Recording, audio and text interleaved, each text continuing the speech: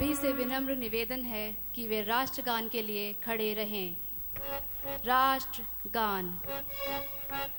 जन गण मन अधिनायक जय हे भारत भाग्य विधाता। पंजाब सिंध गुजरात मराठा द्राविड़ उत्कल बंग। विंध्य हिमाचल यमुना गंगा उच्छल जलधि तरंग। तव शुभ नामे जागे तव शुभ आशीष मांगे। गाहे तव जय गाथा जन गण मंगलदायक जय हे भारत भाग्य विधाता। जय हे जय हे जय हे जय जय जय जय हे। हम विशिष्ट अतिथियों से प्रज्वलन करने का निवेदन करते हैं। ओम अग्नेनाय सुपथाराय अस्मान् विश्वानि देवा वायुनानि विद्वान्। युयोध्यस्मज्जुहुराणमेनो भूयिष्ठां ते नमः भुक्तिं विधेम।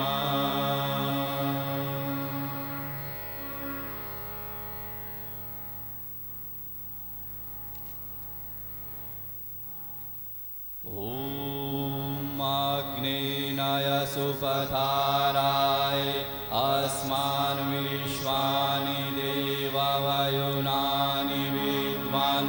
युयोध्यस्मज्जुहुराणमेनो भूयिष्ठां ते नमः भुक्तिं विधेम।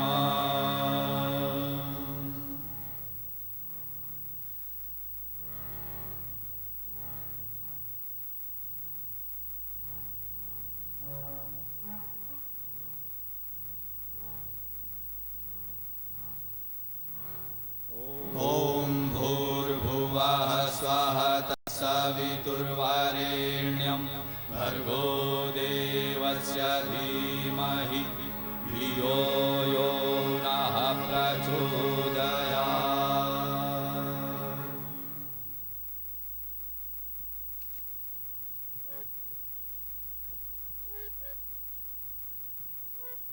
कुल गीत हमारे देव संस्कृति विश्वविद्यालय की आन बान शान की पहचान। कुल गीत हमारे देव संस्कृति विश्वविद्यालय की गरिमा का प्रतीक। कुल गीत यहाँ के समस्त छात्र छात्राओं के हृदय की आवाज। कुल गीत यहाँ की सरजमीन की प्रतिध्वनि। सब लोग खड़े होकर एक साथ एक स्वर में कुल गीत का उच्चारण करेंगे। कुल गीत। हे मूल देव संस्कृति दुख दैन्य द्वंद्व हारी।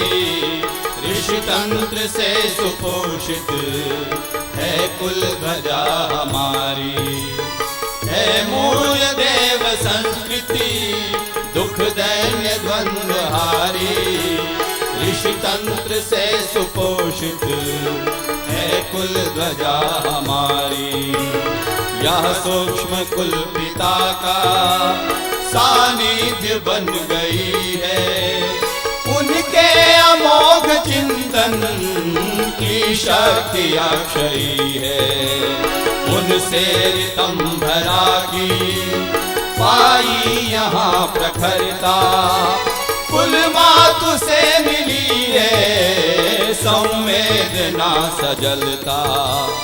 अब शांत हो सकेगा विप्लव विनाश भारी।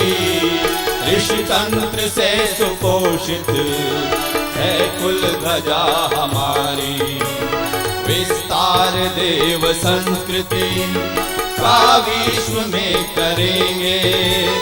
आत्मीय भावना से हम हर हृदय भरेंगे। हम होंगी संघ मित्रा हम विश्वामित्र होंगे। उत्कृष्ट हम सभी के चिंतन चरित्र होंगे। बदलेगी सबकी जीवन शैली अनिष्टकारी, ऋषितंत्र से सुपोषित है कुल ध्वजा हमारी। है मूल देव संस्कृति दुख दैन्य द्वंद्वहारी, ऋषितंत्र से सुपोषित है कुल ध्वजा हमारी। ऋषितंत्र से सुपोषित है कुल ध्वजा हमारी। सभी लोग अपना स्थान ग्रहण कर लें। अब हम माननीय कुलपति जी को आमंत्रित करते हैं कि वे कुलाधिपति जी से प्रार्थना कर कार्यक्रम का शुभारंभ करें। मैं माननीय कुलाधिपति महोदय से प्रार्थना करता हूं कि वे दीक्षांत समारोह के शुभ आरंभ करने की घोषणा करने की कृपा करें। मैं दीक्षांत समारोह के शुभारंभ की घोषणा करता हूं।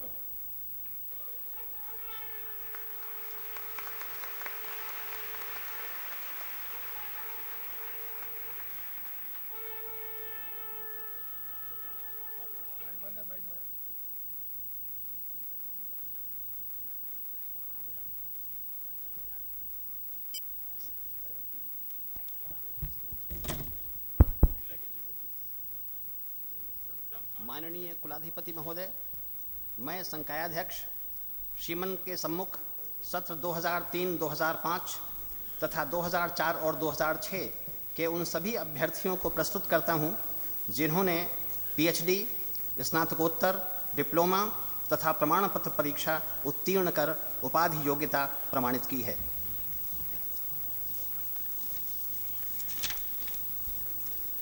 मैं सभी से प्रार्थना करूंगा 2005-2006 के हमारे पास हुए जो हमारे डिग्रीधारी हैं सब खड़े हो जाएं अपने स्थान पर। पीएचडी स्टूडेंट्स खड़े हो जाएं अपने स्थान पर। और मेरे साथ साथ सभी जब मैं कहूँगा मंत्र दोहराएंगे। अभी जो मैं कहूँगा उसको सुनेंगे, इसी के साथ डिग्री कन्फर्मेंट हो जाएगा। इस विश्वविद्यालय का कुलाधिपति होने के नाते मुझे जो अधिकार प्राप्त हैं उनका प्रयोग करते हुए मैं आपको इस विश्वविद्यालय की पीएचडी, स्नातकोत्तर, डिप्लोमा तथा प्रमाण पत्र की अवधि उपाधि प्रदान करता हूं और आदेश देता हूं कि आप अपनी वाणी, जीवनचर्या तथा व्यवहार में सदैव अपने को उक्त उपाधि के योग्य प्रमाणित करें।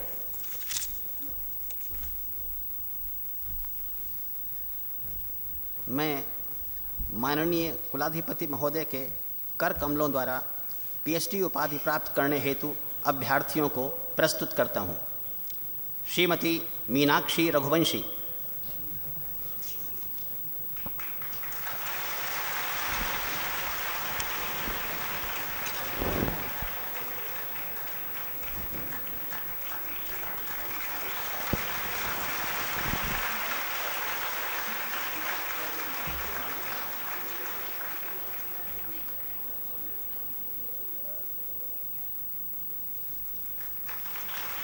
श्रीमती ममता सक्सेना,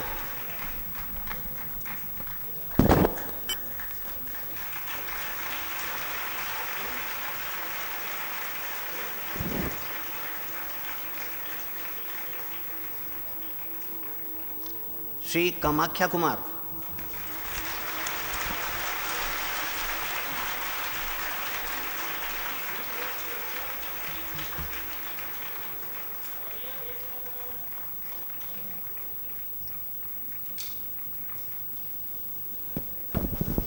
अब मैं महामहिम राष्ट्रपति जी से निवेदन करता हूं कि वर्ष 2005 एवं 2006 की स्नातकोत्तर परीक्षाओं में सर्वोच्च अंक प्राप्त करने वाले विद्यार्थियों को स्वर्ण पदक प्रदान करने की अनुकंपा करें।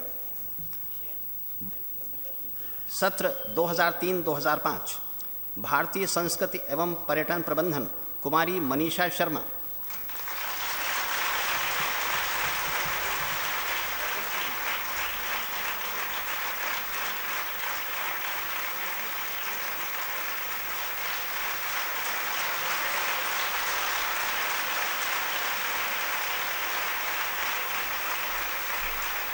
नैदानिक मनोविज्ञान कुमारी नमिता भार्गव,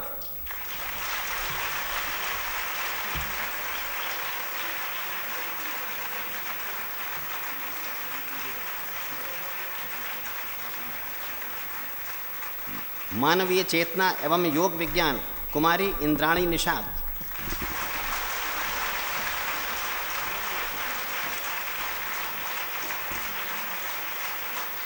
कुमारी इंद्राणी निषाद ने न केवल अपने विषय में वर्ष 2005 में संपूर्ण विश्वविद्यालय में सर्वोच्च स्थान प्राप्त किया है,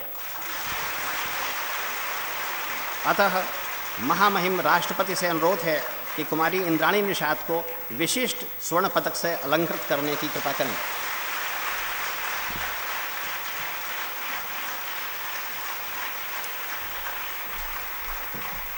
सत्र 2004-2006 भारतीय संस्कृति एवं पर्यटन प्रबंधन कुमारी अंजलि कुमारी।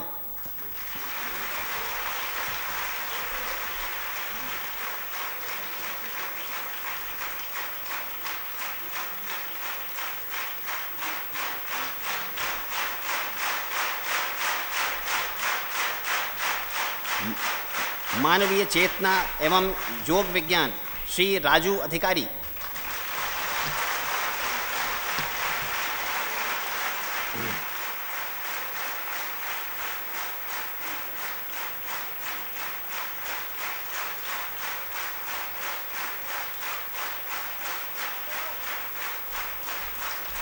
नैदानिक मनोविज्ञान कुमारी प्रतिमा पांडे।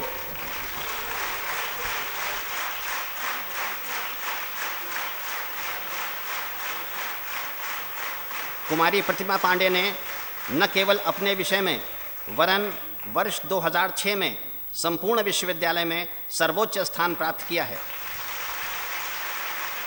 अतः महामहिम राष्ट्रपति से अनुरोध है कि कुमारी प्रतिमा पांडे को विशिष्ट स्वर्ण पदक से अलंकृत करने की कृपा करें।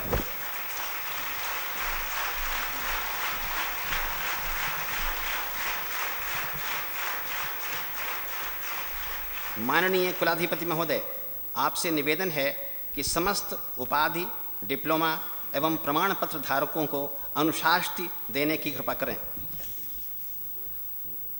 सभी छात्र छात्राएं खड़े होकर दीक्षा लेंगे। I'll request all of you to just rise up, stand and repeat with me the mantra which is given in the Yajurveda. मेरे साथ यजुर्वेद का मंत्र रिपीट करेंगे।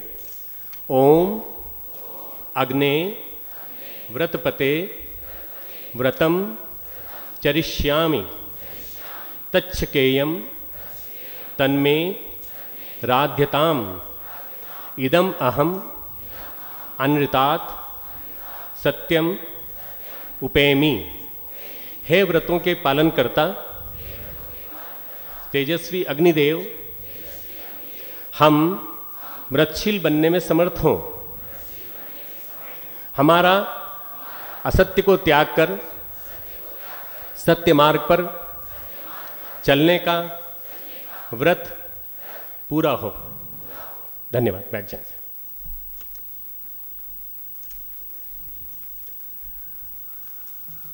कुलाधिपति महोदय, आपसे प्रार्थना है कि दीक्षांत समारोह के अवसर पर अपना आशीर्वचन प्रदान करने की कृपा करें।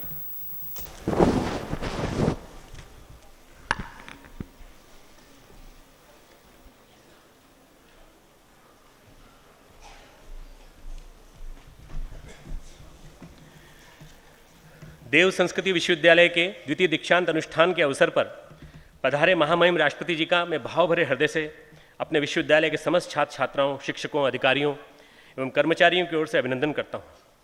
Sir, we have been eagerly waiting for you since the moment you accepted our invitation. We are overwhelmed and grateful to you for coming here. The school children sitting in front of you who belong to 11 different states have also been waiting for your arrival. इन शुभ क्षणों में अपने उत्तराखंड प्रदेश के राज्यपाल महामहिम श्री सुदर्शन अग्रवाल जी, माननीय मुख्यमंत्री पंडित श्री नारायण तिवारी जी का सानिध्य पाकर हम भाव विभोर हैं। इस अवसर पर उनके लिए हम इतना ही कह पा रहे हैं कि विश्वविद्यालय इन्हीं की देन है, इस एक तरह से इन्हीं का ही है और हम सब भी इनके अपने हैं। अनेक गणमान्य अतिथि, अधिकारीगण, प्रेस मीडिया से जुड़े हमारे बंधु, हमारे देश के विभिन्न क्षेत्रों से आए हुए कार्यकर्ता भाई बहन हमारे बीच आए हैं, हमारे विद्यार्थियों के अभिभावक पधारे हैं। इन सभी के आगमन के लिए हम सब आभारी हैं। इस विश्वविद्यालय की स्थापना के सर लगभग 4 वर्ष हुए हैं।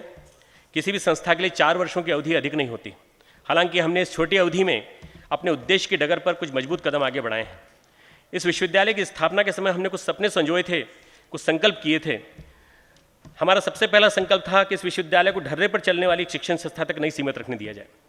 This university should not be limited to a routine educational institution, it should become a centre of youth involvement for making India a developed nation. हम ये शुरुआत कर चुके हैं। हमारे इस आंदोलन के 2 सूत्र हैं। पहला सूत्र है आध्यात्मिक मानवतावाद, स्पिरिचुअल ह्यूमनिज्म। दूसरा है वैज्ञानिक अध्यात्मवाद, साइंटिफिक स्पिरिचुअलिटी। आध्यात्मिक मानवतावाद की यदि हम संक्षिप्त व्याख्या करें तो यह बस इतनी है कि अपने व्यक्तित्व की शक्तियों को विकसित करके मानव कल्याण के लिए समर्पित होना। हम अपने अध्ययन करने वाले छात्र छात्राओं को इसके लिए ट्रेन कर रहे हैं। हमारा दूसरा सूत्र है साइंटिफिक स्पिरिचुअलिटी। इसकी व्याख्या में हम केवल इतना कहेंगे कि हमारा हृदय पवित्रता से भरा हो और हमारे मस्तिष्क में वैज्ञानिक प्रयोगों को ताना बाना बुना जाता रहे, तो ही यह सूत्र सार्थक होता है। Heart filled with spiritual purity and mind knitting the web of scientific experimentation can produce miracles for the society and prevent misuse of scientific resources. हमारा दूसरा संकल्प है कि देव संस्कृति विश्वविद्यालय से उठ खड़ा होने वाला युवा आंदोलन ज्ञान क्रांति के अग्निपथ पर तेजी से बढ़ चले और ज्ञानपूर्ण विकसित भारत का, जो आपकी कल्पना है सर नॉलेज सोसाइटी, वैसा निर्माण करे। हमारा तीसरा और अंतिम स्वप्न संकल्प विश्वविद्यालय के अस्तित्व से जुड़ा है। वह यह है कि हमारे स्वप्न और संकल्प हमारे अकेले के स्वप्न और संकल्प न रहें। अपने विश्वविद्यालय का प्रत्येक युवा इसे अपना स्वप्न संकल्प बनाए। इसके अग्नि स्फुल्लिंग भारत के प्रत्येक शहर और गांव में रहने वाले युवकों तक पहुंचे। हम यहाँ बताना चाहेंगे, हमें यह स्वप्न संकल्प सूत्र हमारे मार्गदर्शक परम पूज्य गुरुदेव पंडित श्री राम शर्मा आचार्य जी से मिले। उनके हृदय की विकलता भरी तड़प का हमारे हृदय में संचार हुआ है। अपने युवा जीवन में श्री राम मत नाम से स्वाधीनता आंदोलन में साहसी सिपाही के रूप में भागीदारी उन्होंने की। देश के स्वाधीन होने के बाद उनके लिए भी सत्ता की राहें खुली थी। He could have gone to the government and he could have been a member of government, पर उन्होंने उस समय स्वाधीन भारत में ज्ञान क्रांति का स्वप्न देखा। अपने जीवन की संध्या वेला में उन्होंने एक वैसे विश्वविद्यालय का स्वप्न देखा और वह देव संस्कृति विश्वविद्यालय उन्हीं के सपनों का विश्वविद्यालय है। हमने इस विश्वविद्यालय में अपने उद्देश्यों के अनुरूप कुछ नई राहें बनाई हैं, नई परंपराओं की शुरुआत की है। इस क्रम में सबसे पहली बात यह है कि हमारे होने वाली ज्ञान दीक्षा, मैं आपको बताना चाहूँगा सर कि हमने ज्ञान दीक्षा इन्वोकेशन सेरेमनी चालू की है। दीक्षांत समारोह तो प्रत्येक विश्वविद्यालय में होते हैं, पर ज्ञान दीक्षा की शुरुआत हमने इसलिए की कि दीक्षा के बिना दीक्षांत क्या। हम पिछले 4 बैचेस से बराबर, पिछले 4 बार से करीब 8 बैचेस से हम लोग बराबर दीक्षारंभ समारोह करते आ रहे हैं। ज्ञान दीक्षा समारोह में प्रत्येक विद्यार्थी को ज्ञान क्रांति के उद्देश्य, व्यक्तित्व निर्माण के साथ राष्ट्र निर्माण का दायित्व बोध कराते हैं। दूसरी नई परंपरा है कि प्रत्येक पाठ्यक्रम के अध्ययन के साथ व्यक्तित्व विकास की अनिवार्यता, उनके जीवन प्रबंधन की कुशलता का विकास। ये कक्षाएं स्वयं मेरे निर्देशन में संचालित होती हैं। मैं इस क्रम में गीता और ध्यान की कक्षाएं लेता हूँ। प्रत्येक छात्र का व्यक्तित्व समुचित रूप से विकसित हो, इसके लिए हम कई तरह की वैज्ञानिक और आध्यात्मिक तकनीकों का इस्तेमाल करते हैं। इसमें हमें उल्लेखनीय सफलताएं मिली। जो तीसरी राह हमने बनाई है उसमें हमने प्रत्येक विषय को समाज सेवा एवं सामाजिक रूपांतरण की तकनीक से जोड़ा है। Linking each syllabus and degree diploma with social service and the social transformation. इसके लिए प्रत्येक पाठ्यक्रम के साथ 3 महीने की एक इंटर्नशिप की अवधि जोड़ी गई है।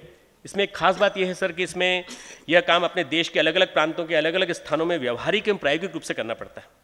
इसकी प्रोजेक्ट रिपोर्ट आने पर पाठ्यक्रम की उपाधि दी जाती है। बट वी मेड, हम लोगों ने जो एक बहुत बड़ा एक परिवर्तन किया है, चौथी नई परंपरा, कि हम लोगों ने intellectual, emotional, social and spiritual standards for evaluating the merit of any students.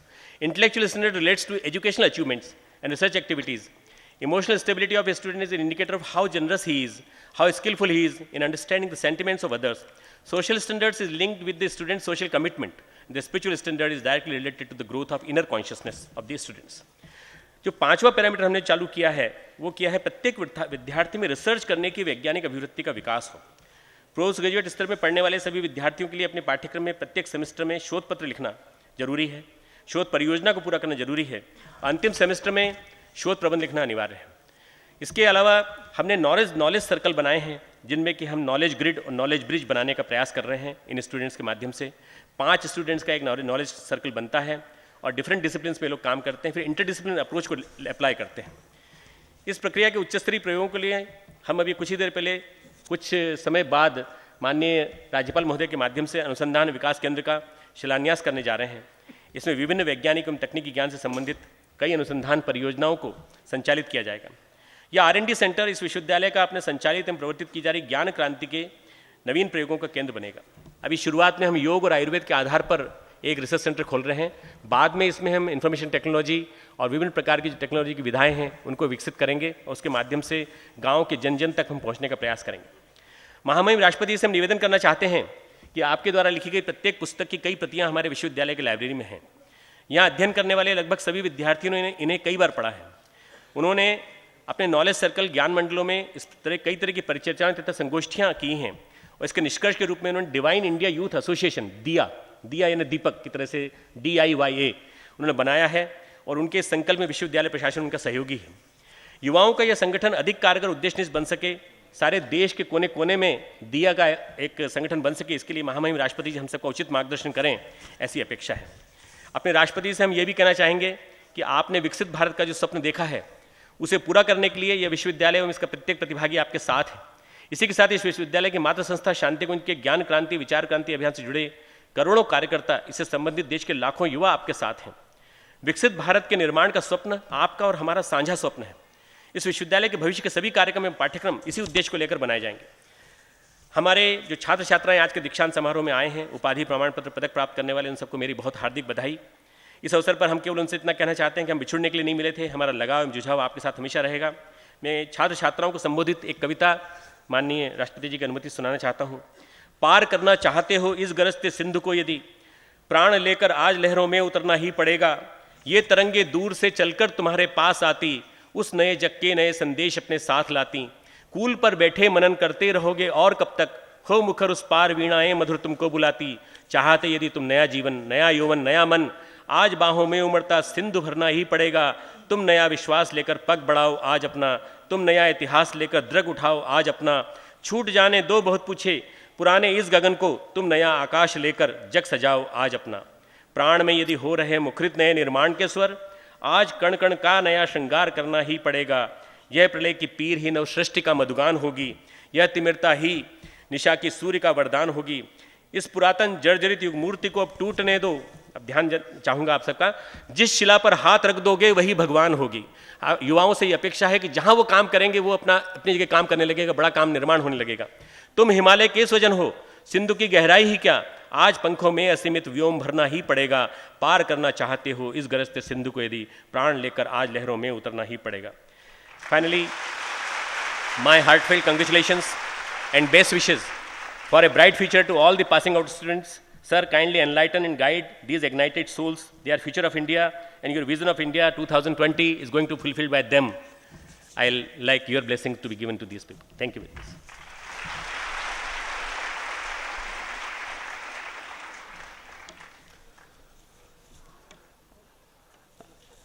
मैं माननीय मुख्यमंत्री जी से निवेदन करता हूं कि अपने आशीर्वचन से हमें लाभान्वित करने की कृपा करें।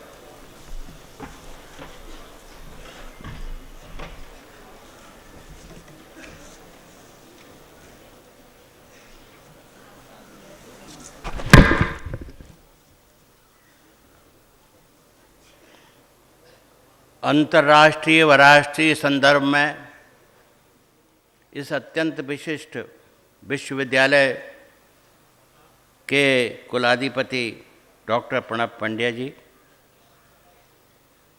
हमारे देश के महामहिम सर्वमान्य और विभिन्न टेक्नोलॉजिकल तकनीकी सुरक्षात्मक जो गवेषणाएं हैं उनके जाने माने विशेषज्ञ, और आज हमारे सौभाग्य से हमारे देश के जो धर्मनिरपेक्ष वातावरण के प्रतिनिधि महामहिम डॉक्टर अब्दुल कलाम जी, प्रख्यात संसदीय पद्धति के ज्ञाता और पिछले 3 वर्षों से 4 वर्षों से यहाँ कार्य कर रहे हमारे महामहिम सुदर्शन अग्रवाल जी, हमारे विद्वान प्रोफेसर आज के प्रवक्ता मंच में doctor SC. Mishra ji, doctor Om Prakash Mishra ji और श्री एस.सी. मिश्रा जी, सम्मानिता पूजनीया शैल दीदी जी, और यहाँ पर पधारे हुए आमंत्रित सभी देश भर से और विश्व के कोने कोने से आए हुए विद्वान गायत्री परिवार के सदस्यगण, हमारे भविष्य की आशा छात्रों, समाचार पत्रों के, इलेक्ट्रॉनिक मीडिया के प्रतिनिधिगण, आज मेरे लिए ये एक ऐतिहासिक सुअवसर है कि मुझे उस देव संस्कृत विश्वविद्यालय में इतने बड़े इसके जो दीक्षांत समारोह हैं उसमें आप सबके दर्शन करने का, महामहिम राष्ट्रपति जी का और महामहिम राज्यपाल जी के स्वागत करने का सुअवसर मिला। जब पहली बार मैं मुख्य सेवक, जिसे मुख्यमंत्री कहते हैं, चुनकर यहाँ देहरादून आया तो विधानमंडल की पहली सभा में ये पहला काम हुआ और मुझे इतनी प्रेरणा और प्रसन्नता हुई कि इस विशिष्ट विश्वविद्यालय के विधेयक की संरचना करने और उसे पारित कराने का सुअवसर मुझ सेवक को प्राप्त हुआ।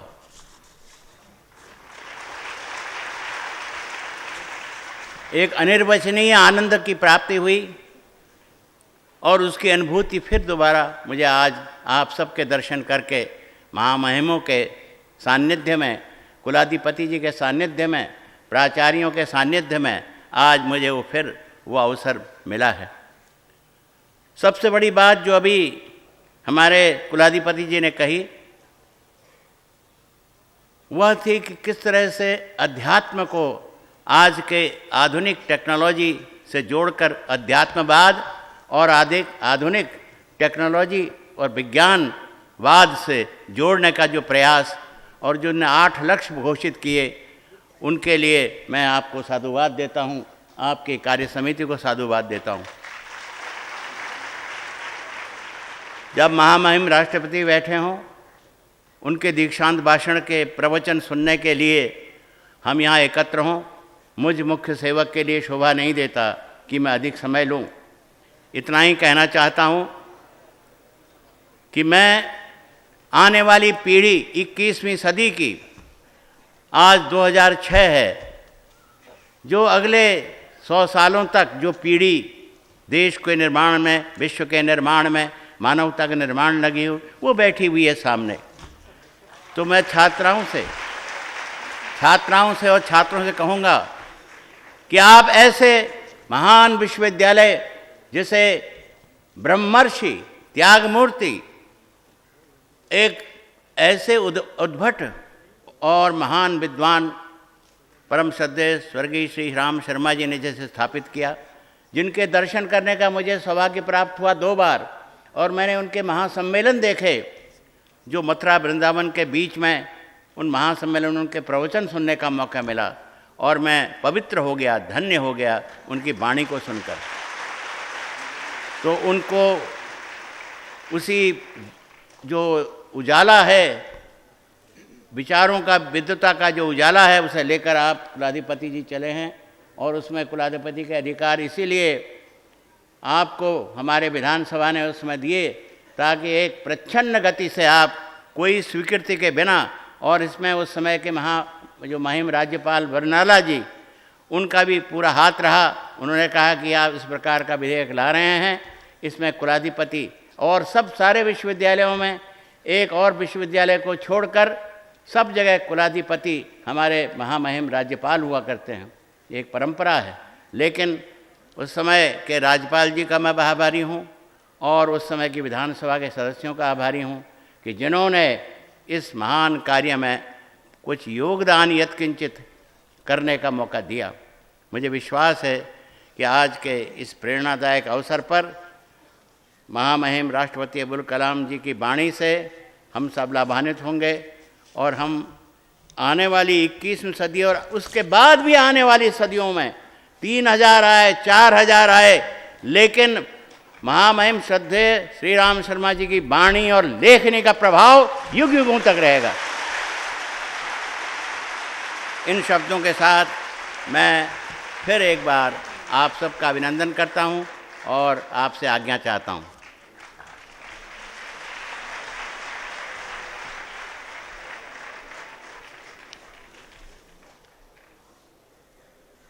मैं माननीय राज्यपाल महोदय से प्रार्थना करता हूं कि अपने उद्बोधन से हमें लाभान्वित करने की कृपा करें।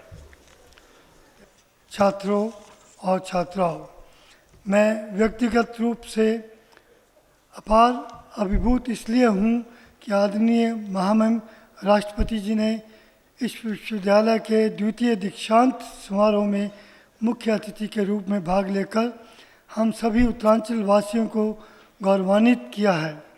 मैं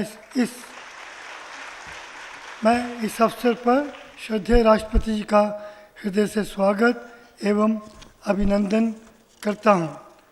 देव समय के अभाव की वजह से 2 शब्द कहूँगा।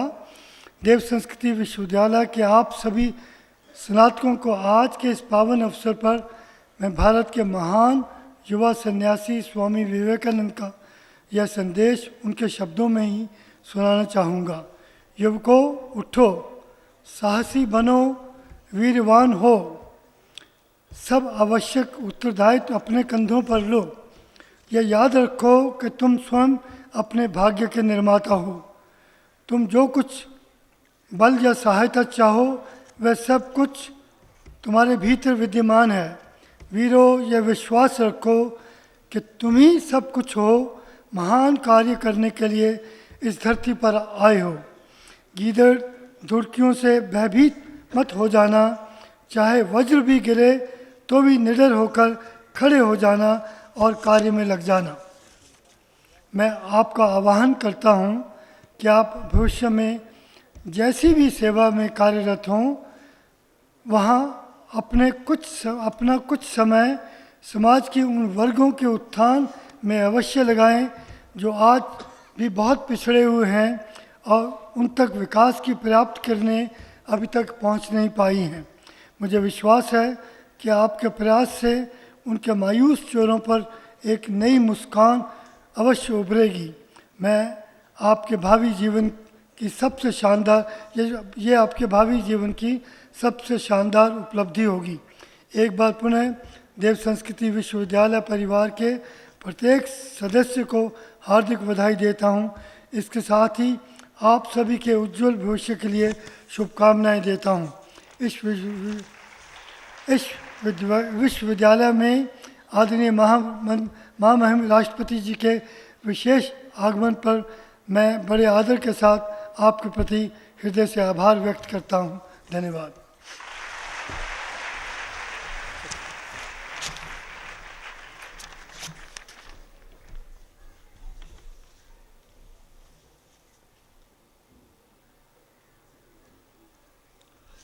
मैं माननीय राज्यपाल महोदय से निवेदन करता हूं कि वे मंच से ही विश्वविद्यालय के रिसर्च सेंटर का शिलान्यास करने की कृपा करें।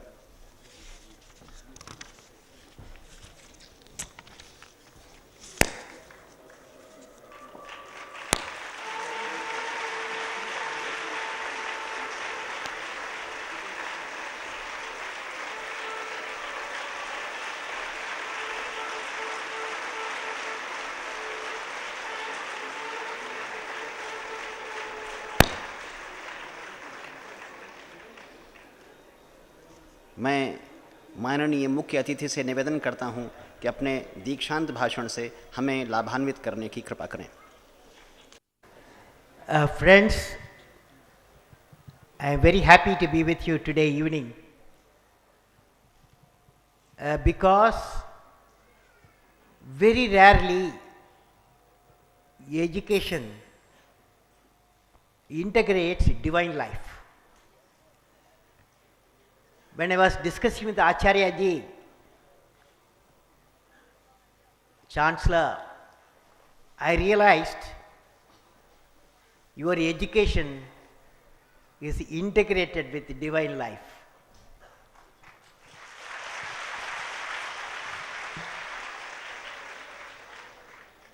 First of all, my namaskar to the Governor, Honorable Governor Sudarshan Agarwal ji, Honorable Chief Minister Uttaranchal Tiwari ji, Pranav Pandya Chancellor, Srimati Sailbala Pandya, SP Mishra, Professor O.P. Mishra, and all my students who are graduating, and friends.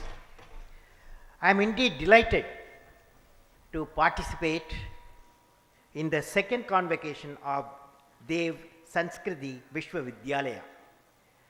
I am very happy that this institution has been created with a motto of developing the divine culture, which is of utmost importance to us while we are on the path of transforming India into a prosperous, happy and peaceful society. I congratulate all the students of Dev Sanskriti Vishwavidyalaya on their accomplishment of acquiring knowledge and resulting into degrees and certificates. My greetings to the great teachers who have worked very hard in shaping the young minds. I also greet all the parents who have inspired their children towards studies and provided them the resources and environment for their growth. Friends, when I came across one young Tabasi, young man, a spiritual human being, recently. That spiritual human being came to Rashtrapati Bhavan. His name is Swami Tadvamansi Dikshit, founder, Vajas Foundation, Chennai. He gave me a sloka. This is about Surya, that sun god. It says, "O Lord Surya, augment my direct perception, my ability to infer, and help me to retain the Vedic teaching and prosperity."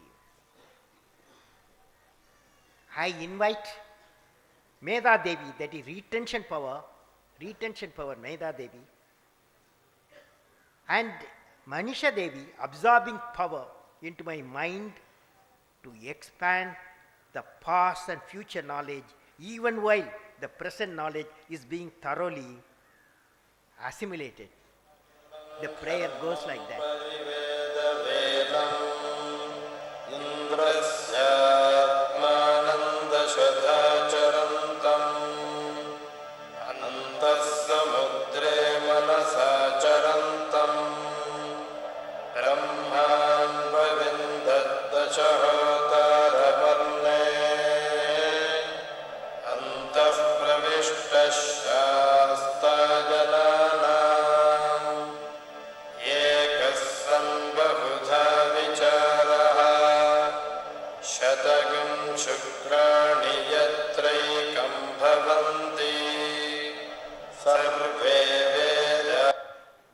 He recited me this beautiful sloka, and when you hear it, when the meaning enters into you,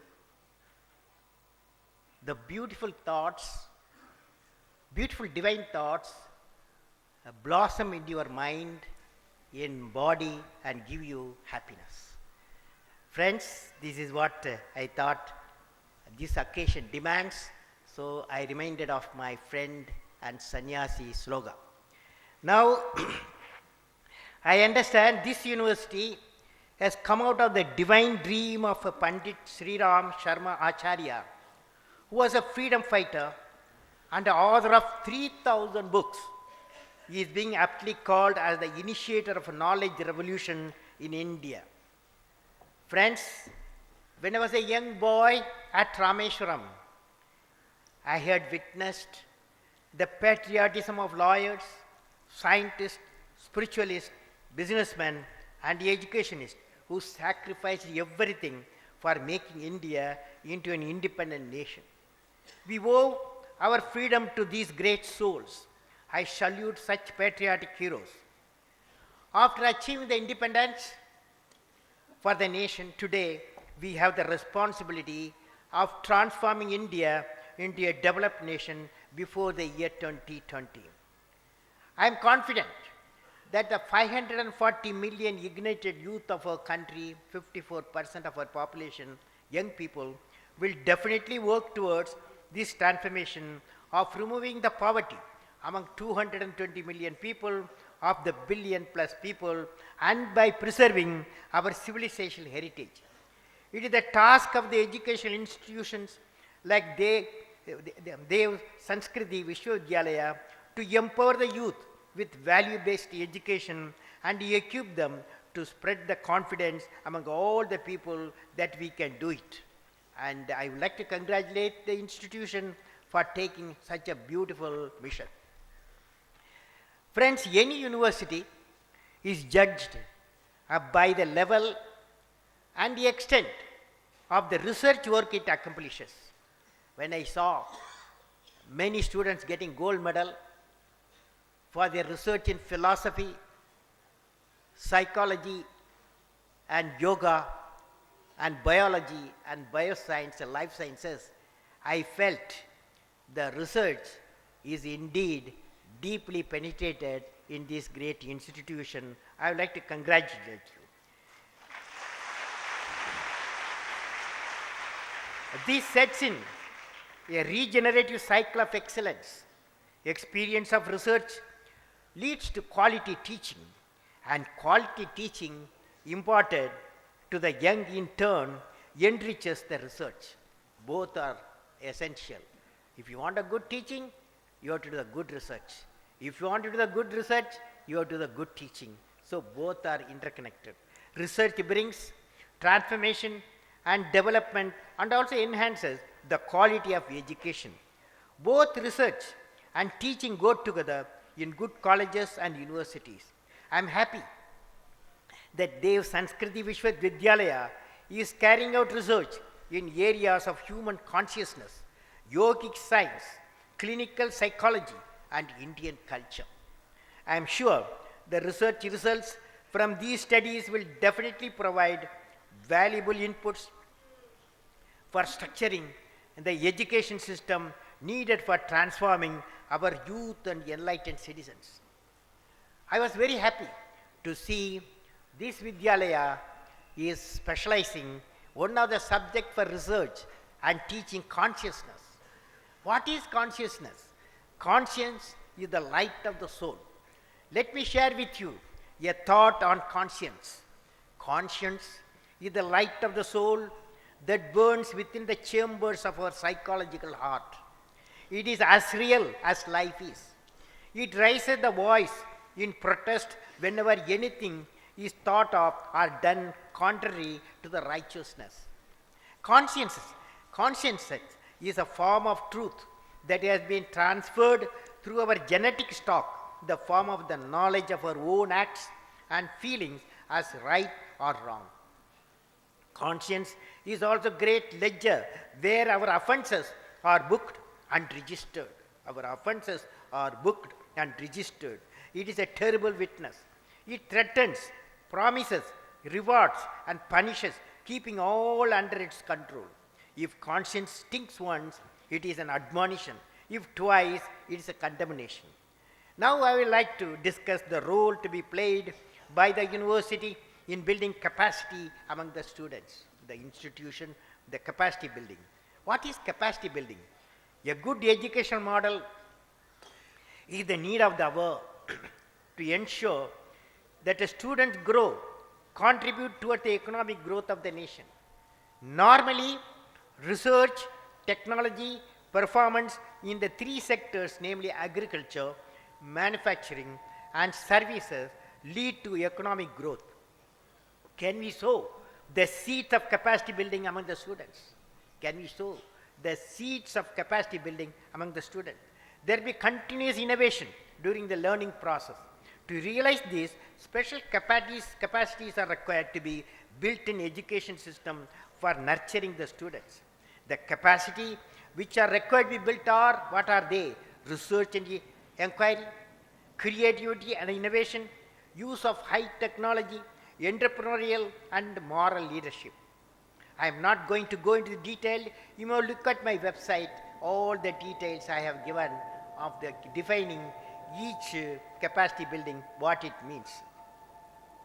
Now friends, I want to share with you one experience when I heard your institution very close to Ganges, and Ganges stands for purity. purity of life, purity of right thinking.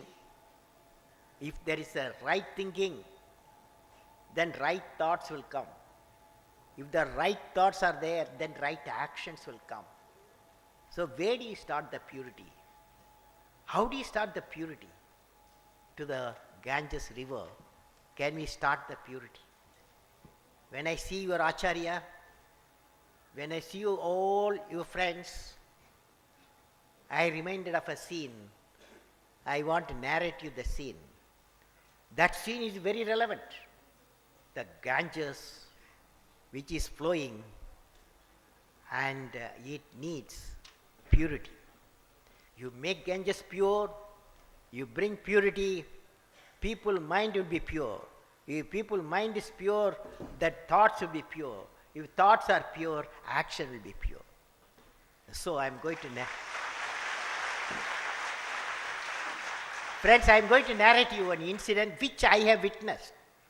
It's a beautiful incident I want to share with Acharya ji. And it goes like this. Here I would like to share one experience on how a challenging environment upgradation mission of a Kali Bain rivulet through a committed leadership from a saint in Punjab. The status of environment cleanliness is one of the indicators of development of a nation. As a nation, we have to keep our environment clean and tidy, including all our places of worship and reverence. It may be temple, it may be mosque, it may be church. But unless your worshipping place clean, your rivers are clean, people cannot be clean. Friends, I am delighted. I would like to tell you, I am delighted to learn the Kali Bain river, a place where Guru Nanak Dev Ji is said to have received a enlightenment. Over the years, this small river has turned into a weed-choked drain. Recently, river has become a clean due to efforts of Baba Balbir Singh Sichwal in partnership with the Punjab state government. Recently, I have visited Kali Bain river and witnessed the great work the Babaji has done. He organized the devotees movement in stopping the massive flow of sewage into the Bain and cleaned 160 km long polluted and choked rivulet within the last 4.5 years by deploying an average 3,000 volunteer pilgrims per day. Today, one can feel the flow of fresh water in this river released from Tarkina barrage by the government about a year ago. The revival of the river has recharged the water table as the hand pumps that has become dry for the past 4 decades are now pumping our water.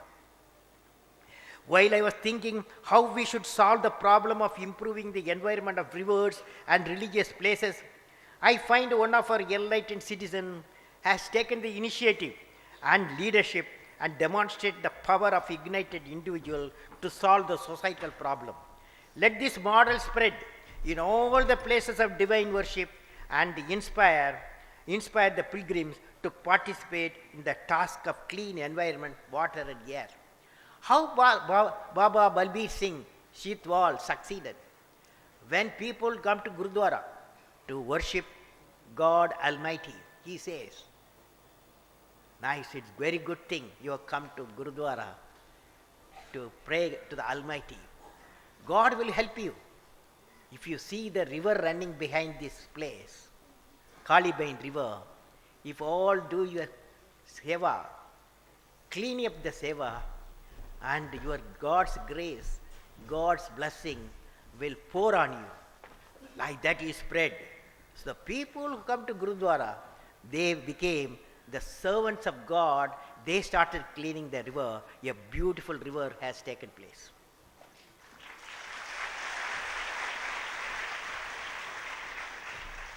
Friends, if Acharya ji, if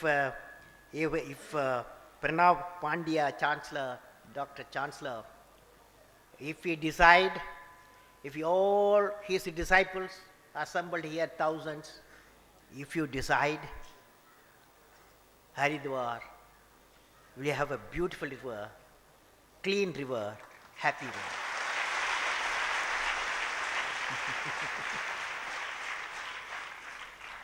I am happy that as a part of moral education, the university is having a regular classes in Gita and meditation and extensive research in behavioral and oriented studies.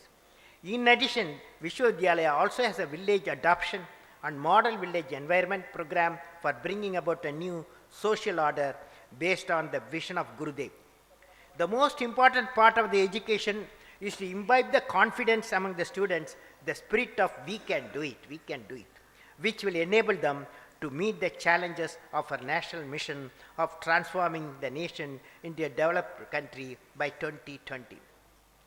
In this context, let me now talk to you about a sustainable rural development model called Pura. Pura means providing urban facilities rural area. The total number of villages in the country are 6 lakhs villages. Around 700 million people live there. That is 70% of the people live in the 600,000 villages. Development of these rural areas will need the creation of 7,000 clusters of villages having an average population of 1 lakh. This could be achieved through the provision of urban amenities in the rural areas program for these clusters.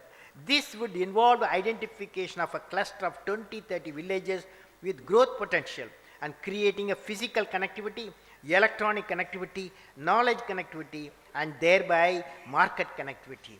There will be 4 types of puras, namely plain pura, coastal pura, desert pura, and hill pura, depending upon the terrain condition. The objective of these puras will be the manifold. For example, all of them employment potential. The most important thing pura calls for the employment potential. And then the housing, then the education. The village complex will have 100% literacy. Like that, there are many good things will happen to our village complexes. Friends, I'm sure many of the graduates, postgraduates, and doctorate passing out Dev Sanskrit Vishwavidyalaya will participate in the creation of Pura enterprises in different parts of the country. Because when I was seeing the award, when I was giving the gold medal, I was witnessing how the subjects what you are doing in the university is relevant to Pura, building an economic complex of rural development complex in our country. The graduate themselves can choose the specific areas based on their local knowledge, work with the state government, societal transformers, education institution, and other social welfare agencies, create Pura enterprises which will lead to the improvement of lifestyle of village community of the chosen region. This will definitely be an important contribution by the graduates passing out from this Vishwavidyalaya. While embarking on this mission, they can remove the ignorance, weakness, poverty, which is said to be the cause of all problem as said by Acharya Sri. Also, the students can integrate science and spirituality in promoting social welfare, which was the dream of Acharya Sri. While talking about science and spirituality, I would like to share an experience which I had when I was working in the Indian Space Research Organization. Friends, always there's a question, can science and spirituality work together? Many things can work together, but it's very difficult, science and spirituality. This is what people say. But I have witnessed, seen how science and spirituality can work together and bring great achievements to the nation can bring. That can happen only in India. I witnessed that. It is somewhere 1960s. My guru was Dr. Professor Vikram Sarabhai. I was working with him for almost a decade. He was a cosmic ray scientist. You want to know how the cosmic ray originated, which star it comes, because cosmic ray is significant in human life. While he was doing the research, he was interested what is called electrojet, discovery of electrojet. The electrojet, they want to, Indian scientists, space scientists, wanted to specialize. So they were looking for a place near, very close to equator. They landed Tumba in Kerala. So Vikram Sarabhai went to the political system. He said, I want 400 acres of the land to establish the scientific establishment, space research establishment, and they said no. Tumba is a place, there's a big church is there. Saint Mary's Church is there. There's a bishop house is there. There are thousands of fishermen houses are there.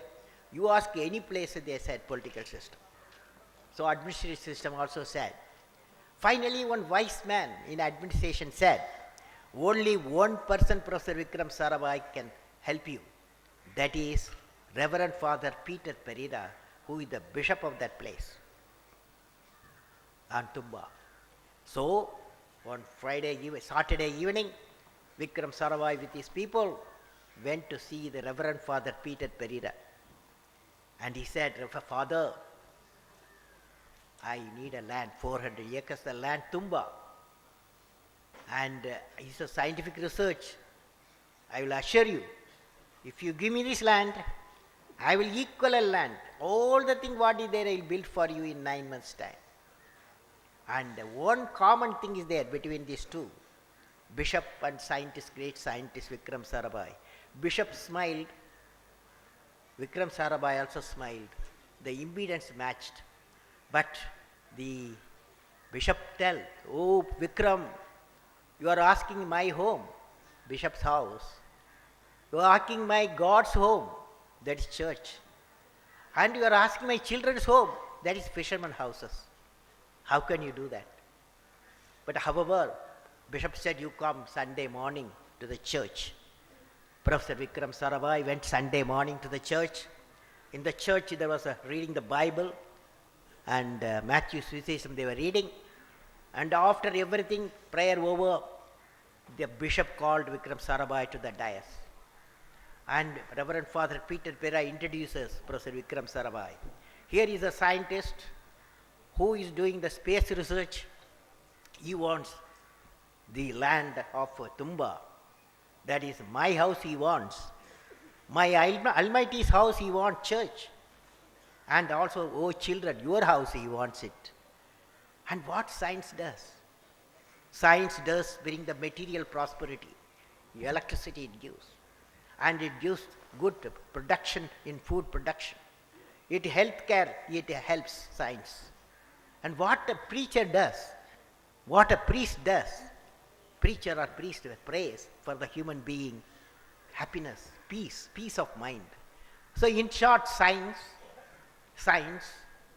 in welfare, material wealth, and whereas the religion or spirituality towards the peace of the man is the integrated personality science and spiritualism work for.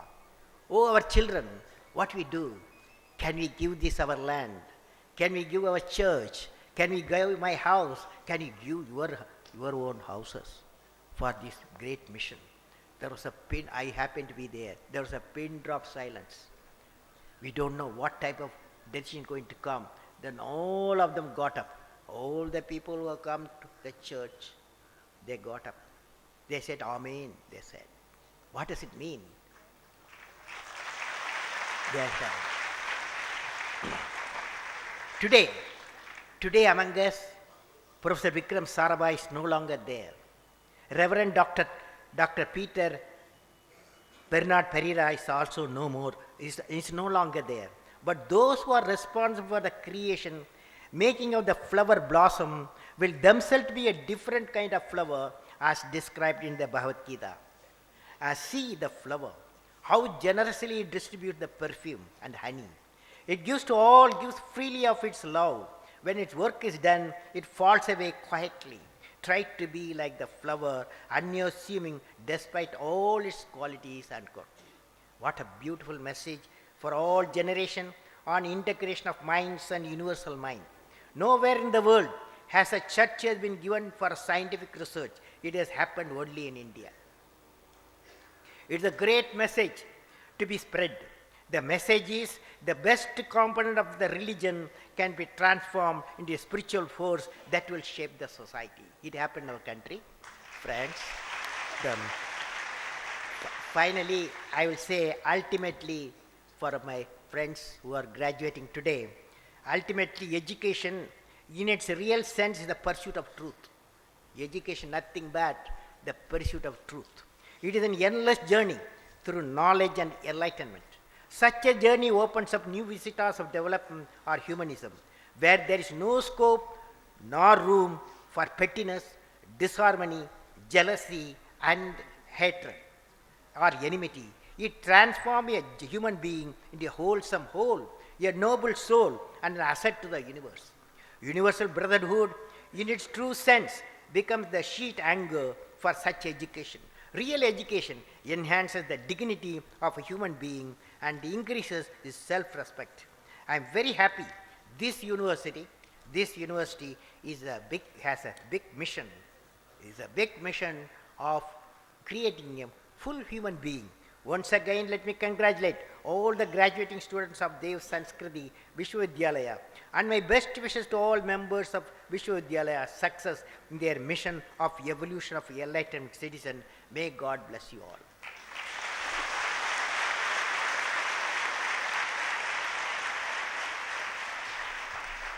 Friends, I understand there are students who have come. Acharya told me some students are there. Can you get up, friends, from the schools? सभी बच्चे खड़े हो जाएं, छोटे बच्चे. Only students from the Only students of 6th to 10th. 6 to 10. Now, I will not have time to answer all your questions, but I have answered in my website. You can see the answer. But you have to take me a oath. Are you ready? Are you ready? Okay, you are ready. 7-point oath you have to take, okay? 7-point oath you must take now. I am going to give you the 7-point oath, and so that you will, if you take that oath, even 2 oath if you guys do it, God will bless you. Okay? First one, I realize you have not taken food for 3 days. I realize I have to set a goal in my life. To achieve the goal, I will acquire the knowledge. I will work hard. When the problem occurs, I have to defeat the problem and succeed.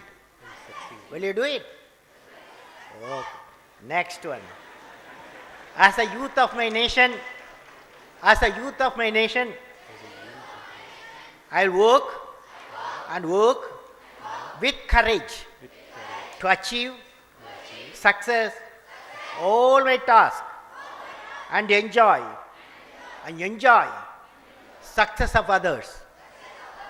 Will you do it? I shall always keep myself, my home, my surroundings, neighborhood and environment clean and tidy. Will you do? Really? Okay. Next one. Next one. I realize righteousness in the heart leads to beauty in the character. Beauty in the character brings harmony in the home. Harmony in the home leads to order in the nation. Order in the nation leads to peace in the world. Understood? Okay, next. This is all for all of you. This is for all of you. Will you do it? Not because children are innocent, but all of you. Okay. This for all of you will say, I will lead an honest life, free from all corruption. Free from all corruption. And will set an example for others, adapt a righteous way of life. Difficult, isn't it? Next one. I will light the lamp of knowledge in the nation. Ensure that it remains lit forever. Last one. I realize whatever work I do, if I do the best, I am contributing towards realizing the vision of developed India before 2020. God bless you.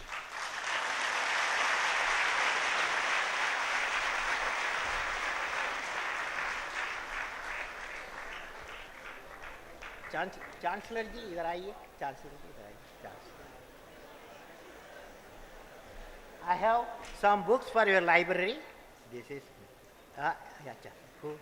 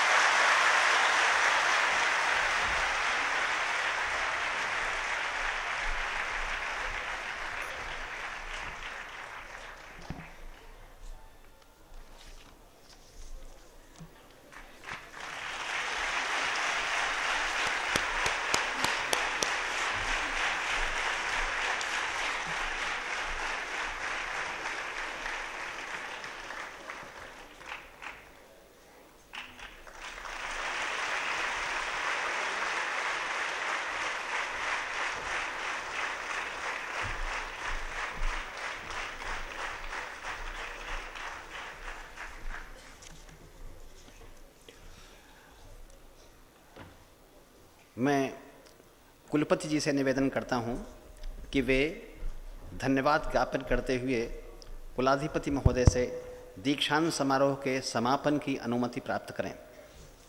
यहाँ पधारे सभी सम्मानित अतिथियों का विश्वविद्यालय व शांतिकुंज परिवार की ओर से हार्दिक धन्यवाद देता हूँ और माननीय कुलाधिपति महोदय से दीक्षांत समारोह के समापन की अनुमति प्रदान करने हेतु निवेदन करता हूँ।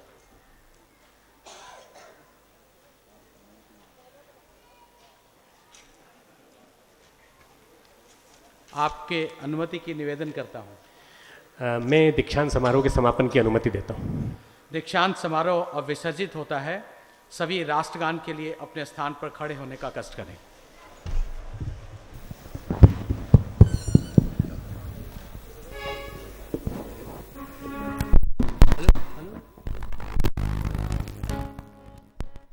जनगण मन अधिनायक जय हे भारत भाग्य विधाता।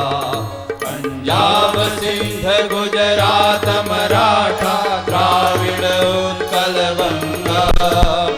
विंध्य हिमाचल यमुना गंगा उच्छल जलधि तरंग। तव शुभ नामे जागे तव शुभ आशीष मांगे। गाहे तब जय गाथा जन गण मंगलदायक जय हे भारत भाग्य विधाता।